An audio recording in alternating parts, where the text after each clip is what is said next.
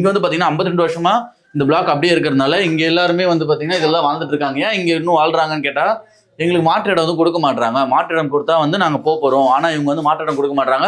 நீங்கள் காலி மட்டும் பண்ணுங்கன்னு சொல்கிறாங்க. நாங்கள் 50 வருஷமா இங்கே வாழ்ந்துட்டோம். எங்கள் வாழ்வாதாரம் இங்கே தான் இருக்குது. எங்களோட தொழில் எல்லாமே இங்கே தான் சார்ந்திருக்கு. நாங்கள் இதை தாண்டி நாங்கள் வேற எங்கேயாவது போகணுமா அப்படின்னா எங்களுக்கு எங்கே போகிறதுன்னு தெரியல. இவங்க கொடுக்குறாங்க இடம், ஆனால் செம்மஞ்சேரி கண்ணகி நகர் சொல்லிட்டு ரொம்ப லாங்கில் கொடுக்குறாங்க.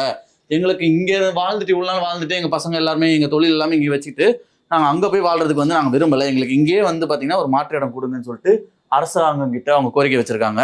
அது நிறைவேற்றாங்களான்னு பார்க்கணும்.